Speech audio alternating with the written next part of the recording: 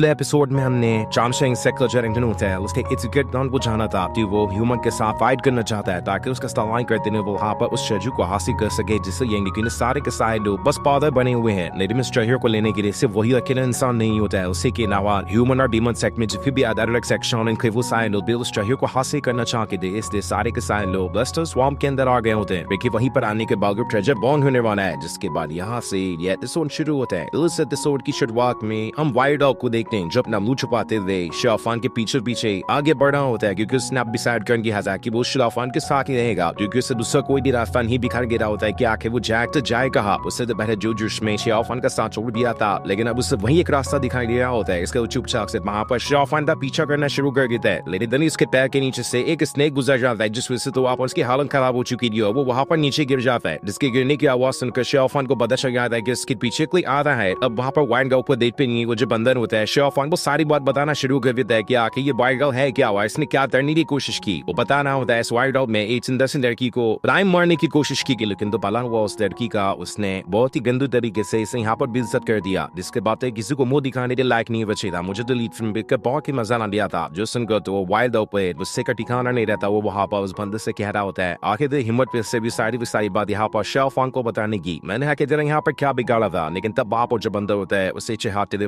दोबारा से शाफान के पास आ जाता है लेकिन वहाँ पर वाइल्ड गर्ल नजर आता है कि शाफान यहाँ पर इस बंदे की क्या ही भाषा वो समझ पाए और उसे वो समझ ही नहीं आया होता यहाँ पर आके इस बंदे ने शाफान से कहा क्या लेकिन तब जो शाफान होता है वहाँ पर वो सारी बात बता शुरू कर देता है जो कि इसके बंदर ने उससे कही थी जो देखकर तो वाइल्ड गर्ल भी हैरान था कि शाफान ने तो सच में अपने बंदे की भाषा को पूरी तरह से समझ लिया। इसके बाद शाफान वहाँ से आगे बढ़ना शुरू कर देता है। ये देखकर वाइल्ड गर्ल जो था दोबारा से शाफान का पीछा करने लगता है उससे कह रहा होता है तुम चाहते ना कि मैं कौन हूँ प्लानाश तक के नजान ने हजारों ने उनको जान ली है पर तुमसे यहाँ पर नहीं बैठा इसके तुम मुझे यहाँ पर डराने की कोशिश तो बिल्कुल मत करना। मेरे नाम से ही काफी सारे लोग डरते हैं तो मेरे इलाके में आओ तभी तुम्हें मानना पड़ेगा कि वहाँ पर मेरा कितना ज्यादा नाम चलता है। इस पर शाफान जो होता है वाइल्ड गर्ल से कह रहा होता है तुमने 1000 लोगों को मारा हो या 10,000 लोगों को मारा हो आखिर मैं उसका यहाँ पर करूंगा क्या है। तुम मुझे सारी बातें क्यों बता रहे हो। तुम्हें जहाँ जाना है बाहर जा सकते हो आही का पूरा कबूर रास्ता तो खाली ही है। जो देखो तो वाइल्ड गर्ल को वहाँ पर काफी ज्यादा गुस्सा आ रहा होता है वो खुद में गुस्सा करते हुए कहता है मेरी तो यहाँ पर पूरी लाइफ बर्बाद हो गई। शाफान में मेरे सेट को तो बर्बाद कर ही दिया उसके बाद ये मेरी जिंदगी में बर्बाद करता है। मुझे तो समझ ही नहीं आ रहा कि आखिर मैं करूँ तो करूँ क्या चुन्नू पर पानी में डूब के मर जाऊँ क्या। शाफान जाते हुए उसे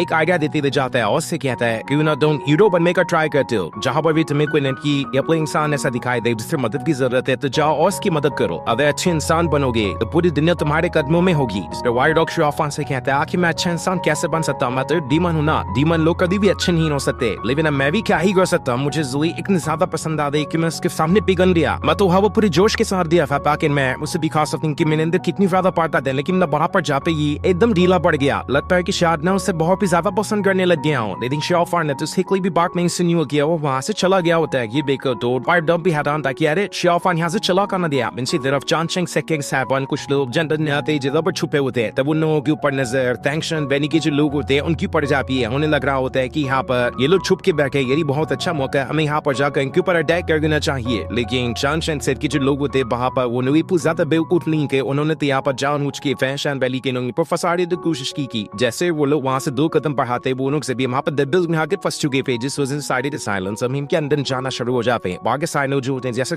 अपनी पावर का इस्तेमाल करते हैं उन सभी को बाहर निकालने की कोशिश करते हैं लेकिन एक इंसान तो आफ्टर ज्यादा अंदर जाकर डूब चुका था जिस वजह से उससे बचाना वहाँ पर नामुमकिन हो गया होता है और इस वजह से उसकी वहाँ पर जान चली जाती है। ये देखकर तो सारे के साइलर एकदम ज्यादा उदास हो जाते कि उन्होंने यहाँ पर बस थोड़ी सी ज्ञान ना देने की वजह से अपने एक साथी को खो दिया। आगे चलकर ऐसी वो गलती करते रहेंगे तो न जाने वो किस तरह से बीमन के साथ फाइट करवाएंगे। वो इस चीज से काफी ज्यादा गुस्सा आ रहा होता है। तब की से जो मैसेंजर होता है वो थोड़ी दूर आने के बाद साइलो से कह रहा होता है मुझे तो लगता है कि यहाँ पर चांगशेंग सेक्टर के डिसाइपल ने जानबूझ के हम लोग पाके हम यहाँ पर आ जाए जिसके बाद हम इस गलत ना कर फंस जाएंगे। मुझे समझ नहीं आता कि जो डिसाइपल लोग आगे थे वो इतने ज्यादा अनभिल बेवकूफ कैसे हो सकते हैं। इस दलदल के बारे में मैंने बहुत कुछ सुन के रखा है। ये इतना ज्यादा गहरा है कि इसकी गहराई का अंदाजा भी नहीं लगाया जा सकता। अगर कोई इंसान एक बार इसके अंदर चला जाए तो उसका मिलना बिल्कुल नामुमकिन के बराबर है। अब तक इस दलदल ने लाखों लोगों की जान तैने से ले चुकी है। अब वहाँ पर क्या नहीं टेम्पर के मॉन्क आके जो लेसन जैसे कह रहे होते अब हमें आगे क्या करना चाहिए। हमें तो यहाँ पर कुछ समझ नहीं आ रहा कि हम आगे क्या करेंगे इसलिए आप जो कहेंगे हम वही करने के लिए तैयार हैं। जो मैसेंजर होता है उनसे भी से कह रहा होता है यहाँ पर शाम तो वैसे ही हो चुकी है कोई गेम यहाँ पर अंधेरा हो जाएगा इसके हमें यहाँ पर कैंप लगाने चाहिए आके हम यहाँ रात में आराम कर सके जिसके बाद सुबह होते ही हम बीमन सेक्टर पर जाकर वहाँ पर अटैक कर देंगे और उसके बाद हमारे सामने जो भी डीमन आएगा उसका हम खेल खत्म खत्म कर देंगे। जिसपे सारे लोग कहते हैं जैसा आपको ठीक लगता है हम वो करने के लिए तैयार है, क्योंकि सेक्ट मास्टर ने हमें आपका ये ऑर्डर मानने के लिए यहाँ पर भेजा है। दूसरी तरफ हम चांस सेक्ट का सीन देखते हैं जहाँ पर एल्डर होता है, उसके साथ ही उससे कह रहे होते हैं हमने अपनी तरफ से तो पूरी जानकारी निकाल ली है कि बाकी तीनों जो सेक्ट है डीमन सेक्ट में, उन्होंने सिर्फ अपने खास लोगों को वहाँ पर भेजा है, वहाँ पर उनके डिसाइपल नहीं आए। तो इसलिए आपको एक बार सोच लेना चाहिए कि आप वहाँ पर बहुत ही थोड़े डिसाइपल को लेकर जा रहे हैं, क्योंकि जितने भी लोग वहाँ पर दूसरे सेक्ट से आएंगे वो सभी बहुत ही ज्यादा पावरफुल है, जिनका मुकाबला करने के लिए आपको कम से कम कुछ तो सिपाहियों को अपने साथ रख लेना चाहिए था। लेकिन एल्डर जो होता है उन सभी से कह रहा होता है तुम लोगों को मुझे सिखाने की जरूरत नहीं है कि आगे मुझे यहाँ पर क्या करना चाहिए और क्या नहीं। मैं इतना बड़ा बेवकूफ भी नहीं कि अगर मैंने यहाँ पर अपने सारे के सारे सिपाहियों को अपने सेक्ट से बाहर निकाल दिया तो मेरे दुश्मन यहाँ पर आकर मेरे सेक्ट को ही ना बर्बाद कर दे, क्योंकि उन लोगों की नजर तो पहले से मेरे सेक्ट के ऊपर है और मैं अपने सेक्ट को ऐसे तो अपने हाथों से नहीं जाने दे सकता। इसलिए वहाँ पर अलग अलग डिसाइपल की टीम बना देता है कि कौन से लोग कहाँ पर रहेंगे और कौन से लोगों को उसके साथ जाकर ह्यूमन से फाइट करते हुए उस ट्रेजर को हासिल करना है। इस पर सारे के सारे लोग एल्डर की बात मानने के लिए तैयार होते हैं, क्योंकि उसका ऑर्डर वो लोग नकार भी नहीं सकते थे। दूसरी तरफ हम कीमियम सेक्ट और बाकी सारे सेक्ट के लोगों को देखते हैं जो सभी जंगल में एक जगह पर बैठकर अपना कैंप लगाए होते हैं ताकि यहाँ पे रात भर आराम कर सके। ओमनी में कुछ लोगों ने चारों तरफ से नजर रखी होती है ताकि अचानक से कोई यहाँ पर डीमन आकर उनके ऊपर अटैक न कर दे। साथ ही वहाँ पर सारे लोग ये प्लान बना रहे होते हैं कि हमें किस तरह से डीमन के ऊपर अटैक करना चाहिए। जिसके बाद वो जो मैसेंजर होता है वहाँ से जूकी के पास आता है, वहाँ आने के बाद वो उससे कुछ बातें कर रहा होता है। जिसके बाद वहाँ से फेंशन वैली के जो लोग होते हैं उनके पास आता है और उन्हें कुछ खाने पीने की चीजें देता है। इसे देते हुए कहता है तुम लोगों को यहाँ पर थोड़ा सा आराम कर लेना चाहिए, क्योंकि चांगशिंग सेक्ट किसी भी टाइम पर यहाँ पर आता होगा हमसे फाइट करने के लिए और उससे फाइट करने के लिए हम सभी को यहाँ पर तैयार रहना होगा। पर फेंशन वैली के जो लोग होते हैं उस मैसेंजर से कह रहे होते हैं माना कि चांगशिंग सेक्ट का जो एल्डर है उसके पास काफी खास तरह की कल्टीवेशन स्किल है, लेकिन वो अकेला बंदा यहाँ पर इतने सारे लोगों को क्या ही उखाड़ लेगा। उसके पास जितने भी डिसाइपल है वो लोग तो किसी काम के नहीं है, सिर्फ अकेले बंदे में ही इतना दम है कि वो अकेले ही पूरे के पूरे सेक्ट को संभाले हुए हैं। लेकिन आप यहाँ पर देख ही सकते हैं कि हमारे लोगों की इतनी तादाद है कि जितने तो हम दिन भी नहीं सकते, तो हमें यहाँ पर इतने ज्यादा घबराने की क्या ही जरूरत है। हम आराम से भी जाएंगे तो भी चांगशिंग सेक्ट को यहाँ पर खत्म कर सकते हैं। इसलिए हम सभी को यहाँ पर आराम कर लेना चाहिए। जिसके बाद हम सुबह होते ही चांगशिंग सेक्ट के ऊपर अटैक करने के लिए चले जाएंगे। दूसरी तरफ हम शियाफान को देखते हैं जो सारी चीजें सोच रहा होता है कि आखिर इतनी रात गए चांगशिंग सेक्ट के लोग यहाँ पर कहाँ जा रहे हैं। उसे इस चीज में कुछ गड़बड़ी लग रही होती है कि जरूर यहाँ पर आज रात को इनका कुछ प्लान होने वाला है। हो सकता है आज ही रात ह्यूमन के ऊपर अटैक करने के लिए चले जाएं। और अगर ऐसी बात है तो मुझे भी इस मौके को हाथ से नहीं जाने देना चाहिए, मुझे भी इस मौके का भरपूर फायदा उठा लेना चाहिए। जिसके बाद हम चांगशिंग सेक्ट के एल्डर को देखते हैं जो अपने बहुत ही थोड़े साथियों के साथ उस कैंप के पास आ गया होता है जहाँ पर किंग सेक्ट का बाकी सारे लोगों ने अपना कैंप लगाकर आराम कर रहे थे। और वहाँ पर आने के बाद वो सारे के सारे डीमन ह्यूमंस के ऊपर अटैक करना शुरू कर देते हैं, जहाँ आप देखते ही देखते दोनों के बीच काफी जबरदस्त फाइट शुरू हो चुकी थी। दोनों तरफ से लोग अपनी पावर का इस्तेमाल करते हुए एक दूसरे के ऊपर अटैक किए जा रहे होते हैं। लेकिन तब वहाँ पर किंग सेक्ट की जूकी जो होती है उसने अपनी पावर का इस्तेमाल करते हुए कई सारे डीमन को वहाँ पर मारना शुरू कर दिया था, जिस वजह से कोई भी डीमन उसके सामने ठीक तरह से नहीं टिक पाता। जिसके बाद सारे के सारे ह्यूमंस जो होते हैं वो सभी चांगशिंग सेक्ट के एल्डर से कह रहे होते हैं तो इसी चीज का इंतजार कर रहे थे। तुम्हें क्या लगता है कि हम यहाँ पर आराम कर रहे थे? ऐसा तो पॉसिबल ही नहीं, हमने काफी टाइम से इसी चीज का कब तुम यहाँ पर आओ, कब हम तुमसे फाइट करना स्टार्ट कर दें। जिसके बाद अब देखते ही देखते दोनों के बीच दोबारा से फाइट शुरू हो चुकी थी। तो वहीं शियाफान जो होता है ये सारी चीजों को देखकर अपना अलग ही प्लान बना रहा होता है। जिसके बाद वो अपने घोस्ट सेक्ट के कुछ डिसाइपल को वहां से सीधा चांगशिंग सेक्ट में भेज देता है ताकि वहां जाने के बाद वो पूरे के पूरे सेक्ट पे कब्जा कर सके। ये देखकर तो घोस्ट सेक्ट के जितने भी डिसाइपल होते वो सभी वहां आने के बाद काफी ज्यादा खुश हो चुके थे कि जैसा हमारा प्लान था वो तो यहाँ पर बिल्कुल कामयाब होते हुए दिखाई दे रहा है। यहाँ का एल्डर और बाकी सारे लोग यहाँ पर से ह्यूमन के साथ फाइट करने के लिए जा चुके हैं, यही हमारे लिए बहुत अच्छा मौका है। लेकिन जैसे वो सभी वहां से चांगशिंग सेक्ट के गेट के पास आते हैं वहां पर एक मिस्टीरियस फॉर्मेशन एक्टिवेट हो जाता है जिसे चांगशिंग सेक्ट के डिसाइपल ने वहां पर लगा कर रखा था, क्योंकि यहाँ पर तो उस एल्डर का यही प्लान था सारे के सारे लोग जो भी उसके दुश्मन है उसके सेक्ट के ऊपर अटैक करने के लिए जरूर आएंगे। इसलिए तो उसने अपने आधे से ज्यादा सिपाहियों को वहां पर खड़ा करके रखा होता है ताकि वो उसके सेक्ट को प्रोटेक्ट कर सके। और जैसा उसका प्लान था वो यहाँ पर कामयाब भी होते हुए दिखाई देता है। उसने यहाँ पर जो फॉर्मेशन को लगा कर रखा था उसके अंदर घोस्ट सेक्ट के सारे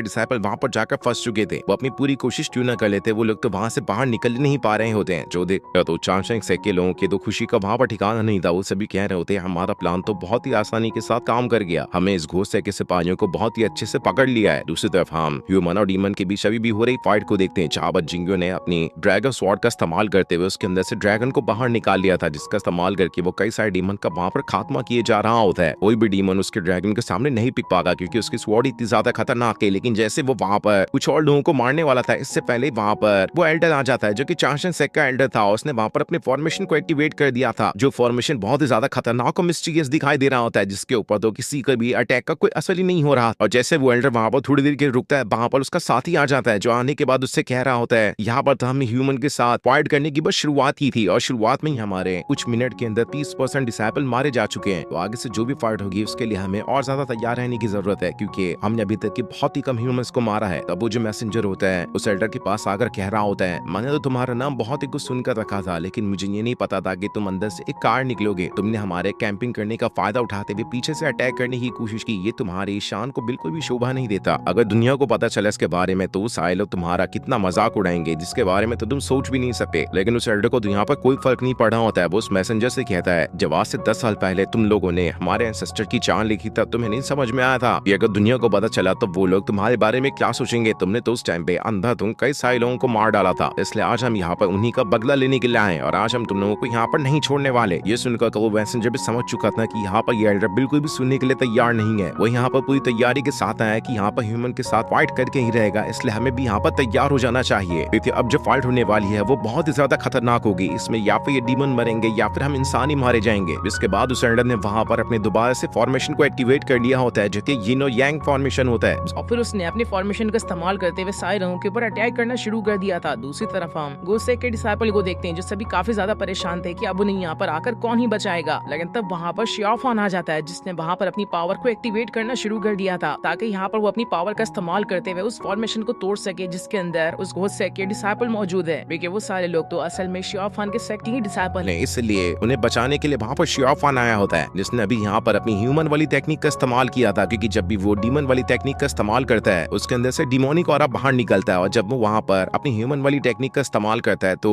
उसके अंदर से जिन और यांग एनर्जी बाहर निकल के आती है, क्योंकि शियाओफान के पास ह्यूमन और डीमन की दोनों वाली कल्टीवेशन स्किल है, और उसने वहाँ पर अपनी कल्टीवेशन स्किल का इस्तेमाल करते हुए बस चुटकी बजाते हुए वहाँ पर उस फॉर्मेशन को खत्म कर दिया था, जिस फॉर्मेशन के ऊपर चांशन सेक के डिसाइपल इतने ज्यादा उछल रहे थे कि उन्होंने यहाँ पर घोष सेक के डिसाइपल को पकड़ लिया, तो वहाँ पर कहीं जा ही नहीं पाएंगे। जिसके बाद घोष सेक के डिसाइपल ने चांशन सेक के जितने भी डिसाइपल होते हैं उन सभी के ऊपर अटैक करना स्टार्ट कर दिया था, और ये सारी चीजें दूर खड़े होकर वांग देख रहा होता है। इधर मैसेंजर जो होता है अपने सारे साथियों से कह रहा होता है, तैयार हो जाओ, ये लड़ाई आर्या पार की होने वाली है। जिसके बाद अब देखते ही देखते सारे ह्यूमंस ने अपनी पावर का इस्तेमाल करते हुए चांशन सेक के एल्डर के ऊपर ये अटैक करना शुरू कर दिया था। ये देखकर तो उस एल्डर के जिसके भी साथी होते वो सभी अपनी दुम दबाकर भाग निकलते हैं, और अब यहाँ पर सिर्फ वो एल्डर ही बचा हुआ था, जो अकेला ही पूरे के पूरे ह्यूमन के सामने खड़ा होता है। उसे तो वहाँ पर एक रद्दी भर डर नहीं लग रहा था। उसने वहाँ पर अपनी फॉर्मेशन का इस्तेमाल करते हुए सारे लोगों के ऊपर अटैक करना स्टार्ट भी कर दिया था। सारे लोग अपनी पावर का इस्तेमाल करते हुए उसके ऊपर अटैक कर रहे होते, लेकिन वहाँ पर तो उस एल्डर को कोई असर ही नहीं हो रहा था। वो सभी का अटैक इतनी आसानी से झेले जा रहा होता है कि ऐसा लग रहा था उसे वहाँ पर कोई असर ही नहीं हो रहा है। और ये सारी की सारी चीजें कमाल जो कर रही थी वो उसके फॉर्मेशन की वजह से ही हो रही थी। उसने यहाँ पे जू की, जिंगयून और जितने भी टॉप लेवल के डिसाइपल थे उन सभी के अटैक को बस चुटकी बजाते हुए खत्म कर दिया था, और उससे भाव उनके अटैक का एक असर नहीं हुआ होता है। जो देखकर तो बाकी सारे लोग भी हैरान थे कि आखिर यहाँ पर इस एल्डर को हो गया है, इसके ऊपर किसी भी अटैक का असर क्यों नहीं हो रहा। अगर ऐसा ही रहा तो हम इसे यहाँ पर कैसे हरा पाएंगे। ये अकेला बंदा नहीं हमारे इतने सारे ह्यूमन के ऊपर भारी पड़ते हुए दिखाई दे रहा है। जिसके बाद अब देखते ही देखते उस एल्डर ने वहाँ पर अपनी पावर का इस्तेमाल करते हुए सारे ह्यूमन के ऊपर अटैक करना शुरू कर दिया था, और यहाँ पर तो उसकी कल्टीवेशन पावर भी बहुत ज्यादा खतरनाक होती है। वो वहाँ पर अपने कई सारे डुप्लीकेट फॉर्मेशन बनाते हुए सारे लोगों को बस हवा में उड़ा उड़ा कर दूर फेंके जा रहा होता है, कोई भी उसके सामने टिक ही नहीं पा रहा था। इसके बाद मैसेंजर जूकी जो होते हैं वो उस एल्डर को वहाँ पर घेर लेते हैं, और जैसे वहाँ पर घिराता है टर्निंग टेम्पल के मॉन्क ने वहाँ पर अपने बुद्धा टेक्निक का इस्तेमाल कर लिया था, जिस वजह से वहाँ पर उनका एक बहुत ही बड़ा डुप्लीकेट बनकर आ गया होता है, जो कि ग्रेट बुद्धा टेक्निक की वजह से बना हुआ था।